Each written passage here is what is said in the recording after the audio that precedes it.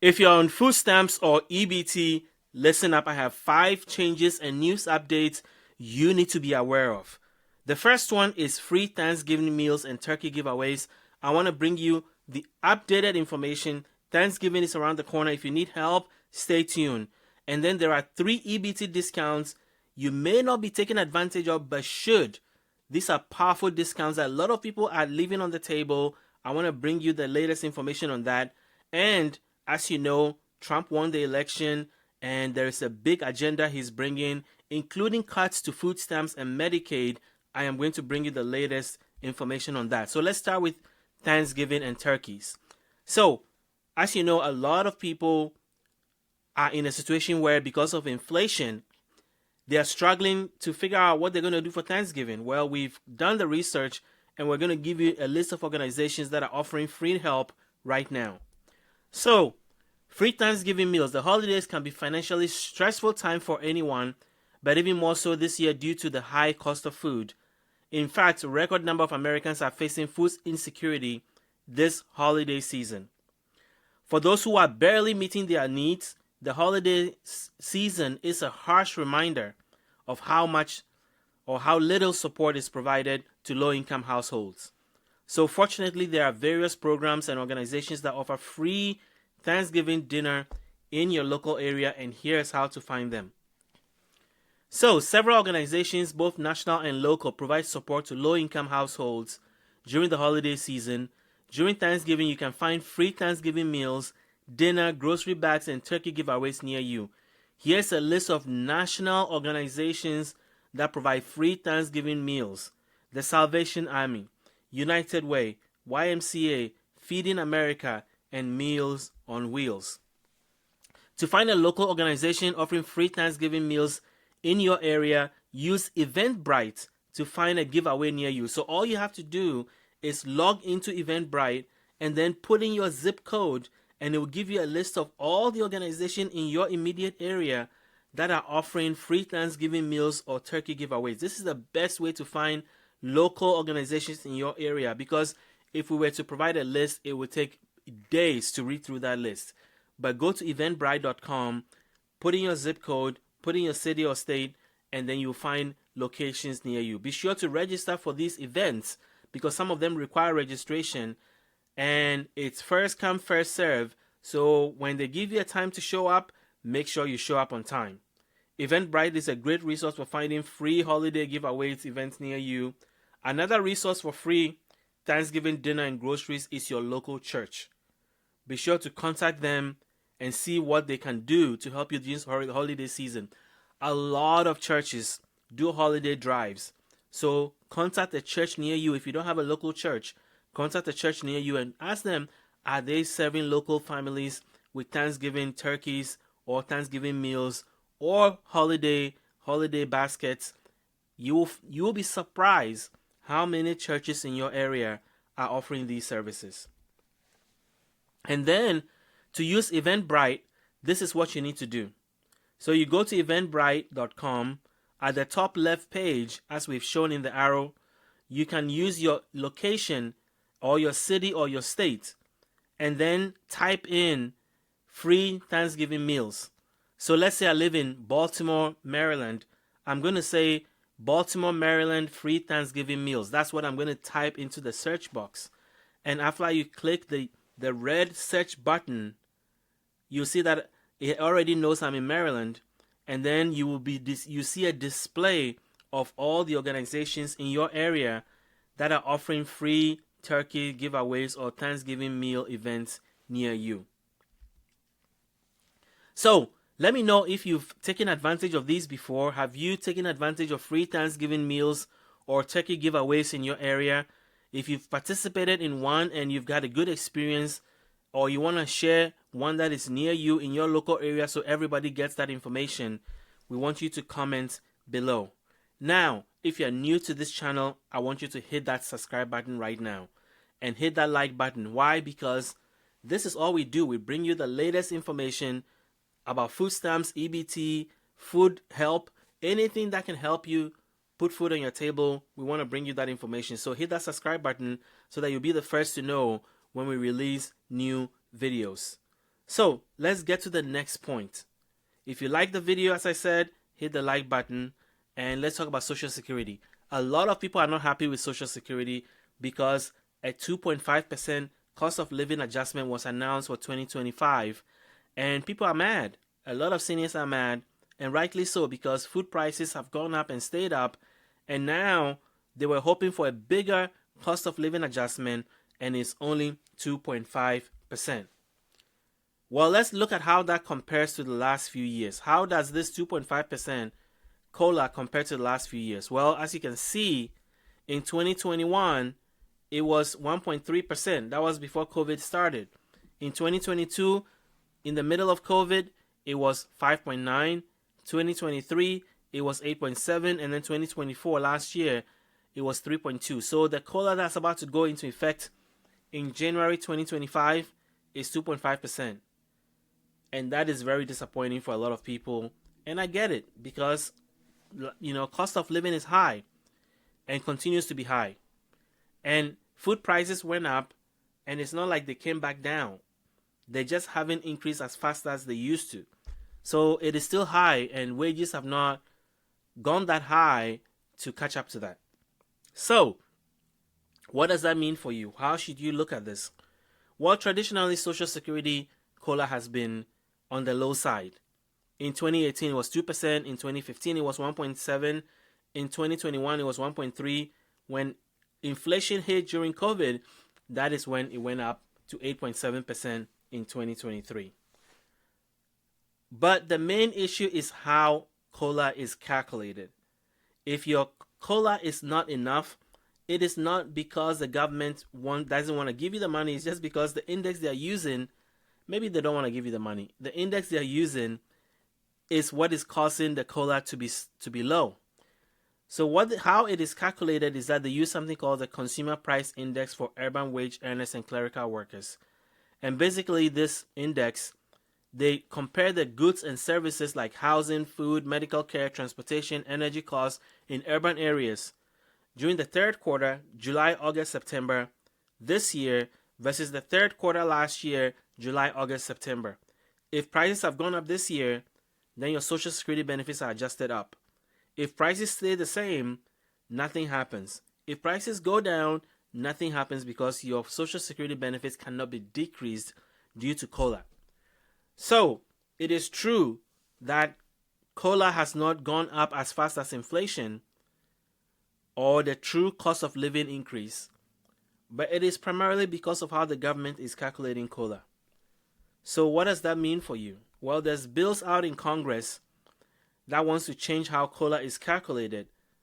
And Democrats introduced two bills, the 2023 Fair COLA for Seniors Act and Social Security Expansion Act. Both are aimed at changing the way COLA is calculated from the CPI, the Consumer Price Index for urban wage earners and clerical workers, to CPIE, Consumer Price Index for the elderly. This different metric would track the price changes specifically based on the spending patterns of Americans 62 years and over. So hopefully that gets done, but with the new Congress coming in, with the Republicans taking over the government, who knows what's going to happen with that. So I am not really sure how far we can expect changes to Social Security COLA calculation in the Trump administration. Now, as a result of the COLA changes, we have 8 changes to Social Security that's going to affect everybody. 74 million people are going to be impacted by these COLA changes. So let's get into it. The first one is obviously how much your Social Security benefits are going to go up. If you're on Social Security retirement benefits, the average person is going to see an increase of $49, and that's $1,976. If you're a couple on Social Security, your benefit is going to be $3,089. That's the monthly average for both of you combined. If you're on Social Security Disability Insurance, SSDI, your benefits will go up from $1,582 to $1,580. Sorry, $1,542 to $1,580. That's the average benefit, an increase of $38. If you're on SSI, your maximum benefit goes from $943 to $967, an increase of $24. And if you're on SSI as a couple, your maximum benefit is $1,415 this year. It's going to go up to $1,450 next year, an increase of $35. But the average retirement benefit is going to go up by $49. Essentially, you're getting about $1 and change a day increase in your Social Security benefits, which is very sad because that really is not going to cover much. The second thing that's going to change is how much you can get, the maximum benefits you can get in Social Security at the maximum retirement age. So if 2025 is your maximum federal retirement age, you're going to get $4,018 if you've contributed to the maximum. So if over the 35 years you've contributed the maximum Social Security taxes, then you're going to get the maximum benefit. But remember, this is maximum benefit. The average benefit is much lower.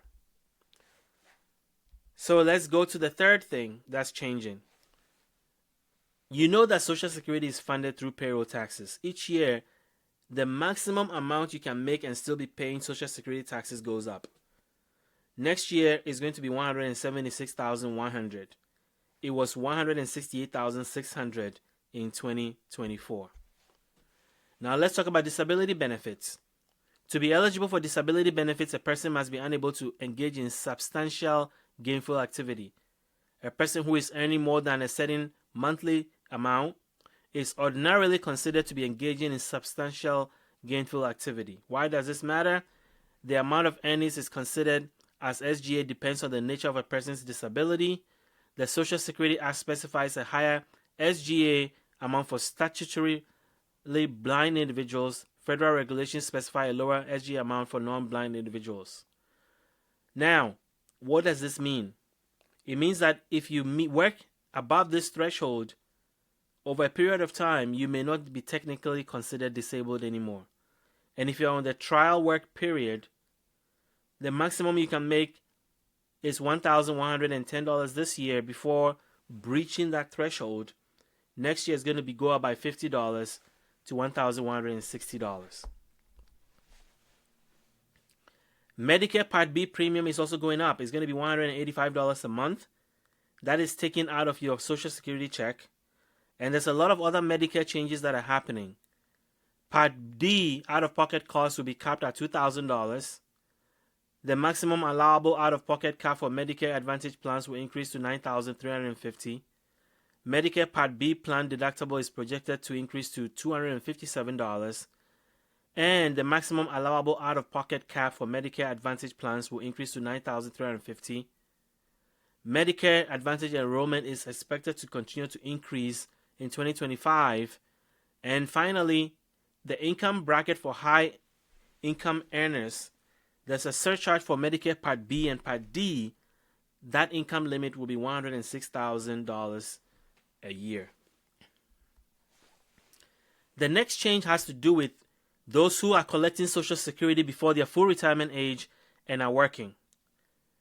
If you're doing that, you can make $23,400 next year and not lose a penny of your benefit. If you make $2 above that, you're going to lose $1 for every $2 that you go above that limit. Last year was $22,320 or $1,860 a month. But if 2025 is your full retirement age, then you have a more generous income limit while you're working. It's $62,160 or $5,180 a month. And if you go $3 above it, you lose $1. So the earnings limit is higher at your full retirement age year, and the deduction is slower because previously for every $2 you earned, you lost $1. This time, at the year of your full retirement age, for every $3 you go over the limit, you lose $1. Next, let's talk about how much it takes to earn Social Security credit. You know, it takes 40 credits to qualify for Social Security. And you can earn that each quarter. You can earn 1 credit per quarter for 10 years be eligible? Well, each quarter there's an amount that you have to make to qualify for one credit. That amount is changed every year if cost of living goes up. So 2024 it was $1,730 you have to earn to qualify for one credit of Social Security. And 2025 is going to be $1,810. So that is going up a little bit. Next, Social Security tax rate. As I said, you have to make $176,100 as maximum to pay Social Security and Medicare taxes. Well, Social Security taxes is 6.2%. Your employer also pays 6.2%. But if you add Medicare taxes, it's 7.65%. That doesn't change from 2024 to 2025. And if you're self-employed, you're paying 15.3%, and that does not change versus last year. So those are changes that are important to pay attention to. So let's get to the end of this one. Now, let's talk about EBT discounts that a lot of you are not taking advantage of, but you should. I'm bringing you 3 of them that I think are very critical. So let's talk about it. The first one is Laundry Love. Did you know you can get free laundry service through Laundry Love? Laundry Love is a non-profit organization that washes the clothes and bedding of low-income families and households in the United States for free. They brighten the lives of thousands of people through love, dignity, and detergent by partnering with diverse groups and laundromats nationwide. The Laundry Love initiative helps people struggling financially by assisting them with their laundry. That is a very, very noble cause. To get free laundry assistance, find an eligible Laundry Love location near you. To do so, use the Laundry Love map on their website. This will help you find a local Laundry Love effort in your town, city, or neighborhood. Visit laundrylove.org/location to get more details. The next discount you should be taking advantage of that you're probably not is the Lyft Transportation Assist Program. Millions of people lack access to basic needs because they cannot get a ride. So Lyft app initiative is working to make sure that everyone can get affordable, reliable transportation to get to where they need to get to, no matter their age, income, zip, or postal code. They currently offer the following programs: job access, grocery access, bike share, voting, disaster response, and alliance access. Access Alliance, sorry.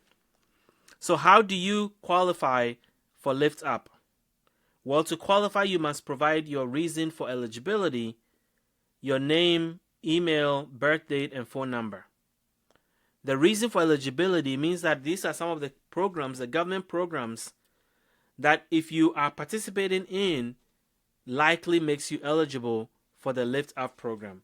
Food stamps, Medicaid, reduced rate utility bill or care in California, free or reduced school lunch program, reduced transit fare program, Social Security Supplemental Security Income, which is SSI, Special Supplemental Nutrition Program for Women, Infants, and Children, otherwise known as WIC, Federal Subsidized Housing, and Pell Grant recipients. To date, up to 4.6 million discounted rides have been donated through rideshare, bike share, and shared scooter rides to help underserved communities. To participate in the Lyft app, visit their website. You'll be directed to a page where you have to follow instructions on how to get transportation help in your area.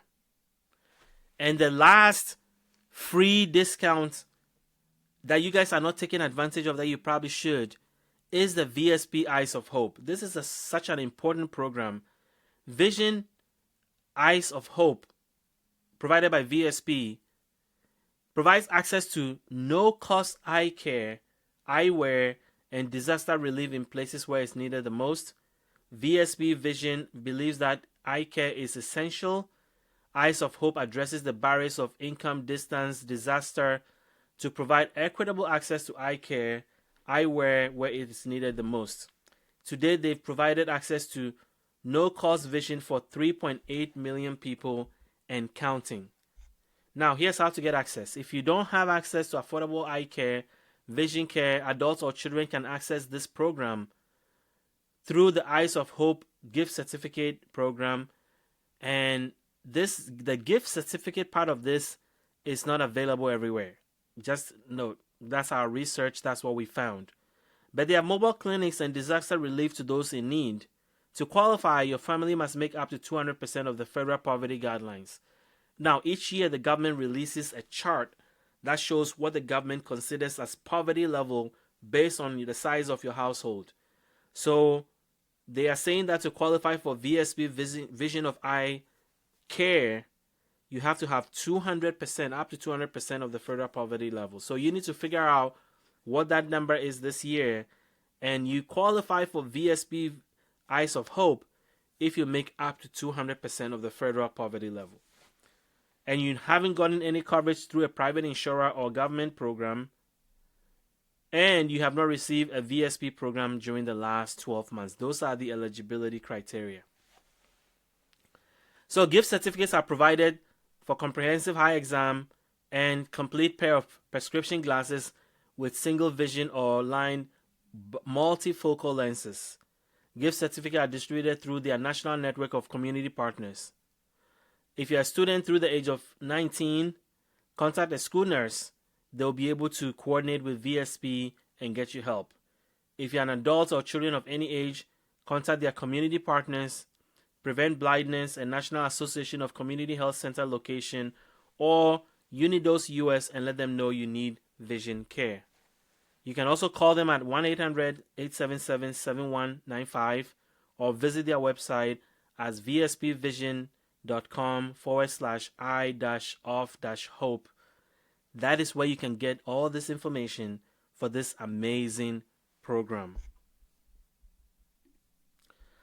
Lastly, let's talk about some changes that may be coming for food stamps. But before that, have you taken advantage of these 3 discounts that I just shared with you? Did you know that they existed? Have you tried them before? If you have, let us know in the comments. If you didn't know they existed at all, let me know in the comments below. Now, let's talk about Trump.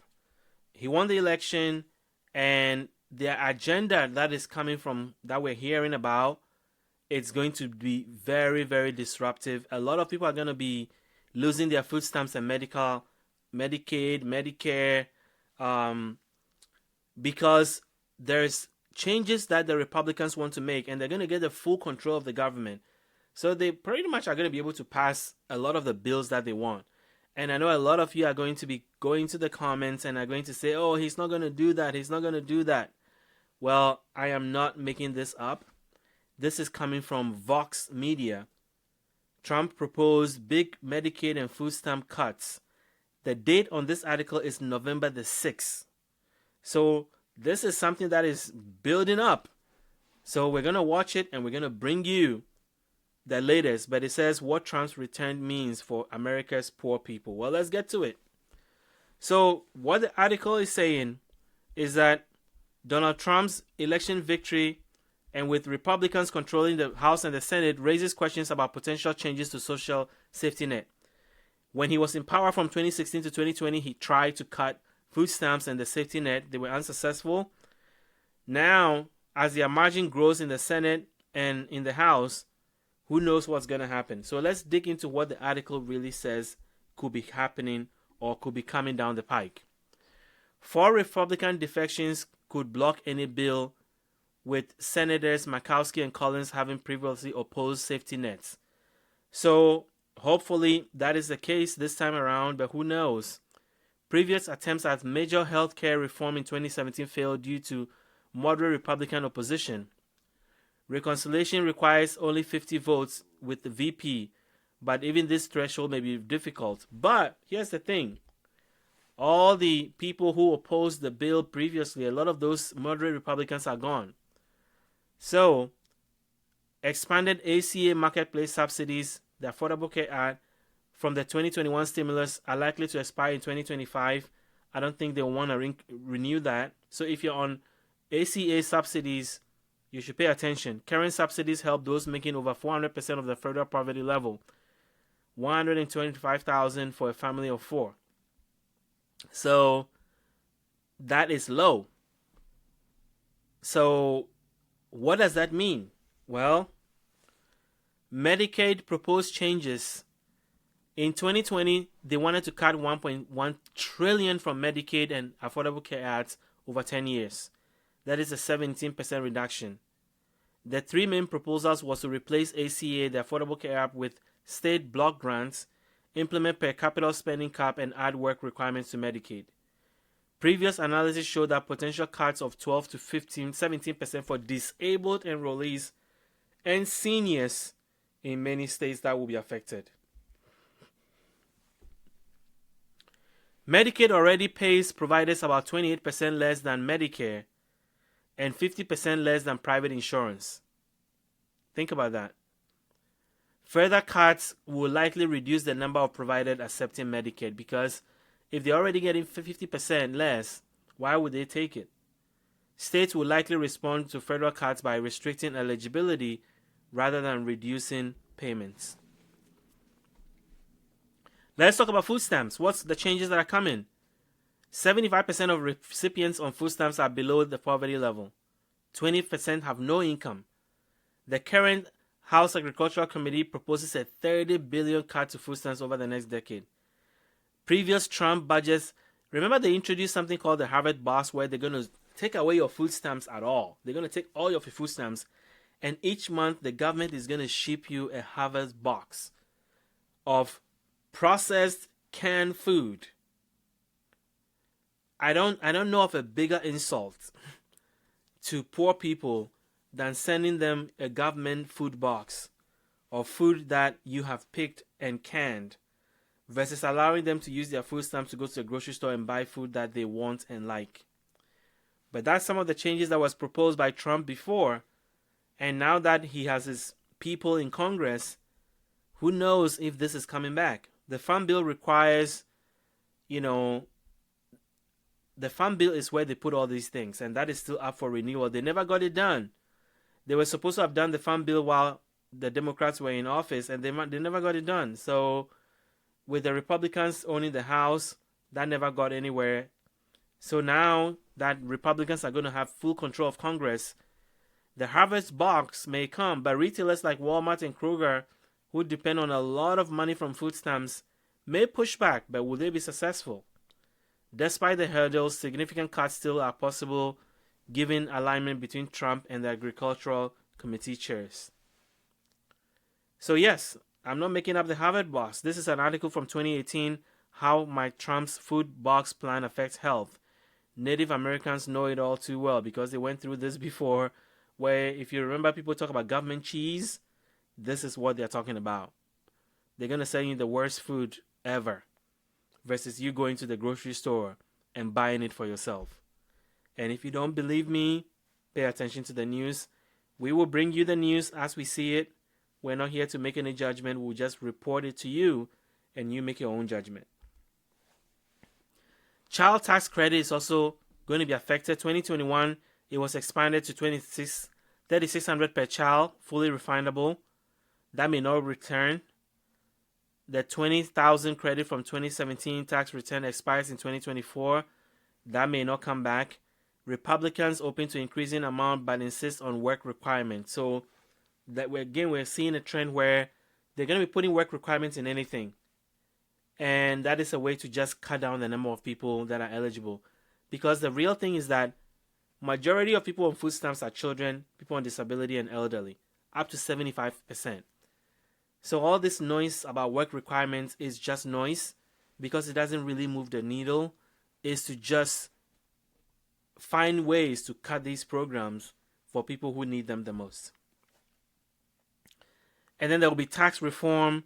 So as I said, the child tax credit may go away and they may tinkle a little bit with tax reform.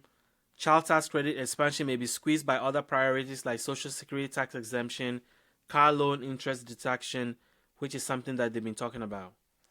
And then lastly, safety net has grown significantly though. So maybe that's why the Republicans want to trim it down. Despite concerns, complete dismantling of the safety net programs faces significant political and practical headwinds. So hopefully common sense prevails, but we will stay tuned and bring you the latest on what's happening in Congress. So, if you are not subscribed to this channel, hit the subscribe button, hit the like button. If you like what you hear, if you want us to continue to bring you the latest news and information, especially with the new administration coming, there's going to be a lot of talks to cut Social Security, Medicaid, Medicare, food stamps, TANF, energy bills, whatever it is, we will bring it to you. So hit the subscribe button, hit the like button, and until the next video, thank you for watching.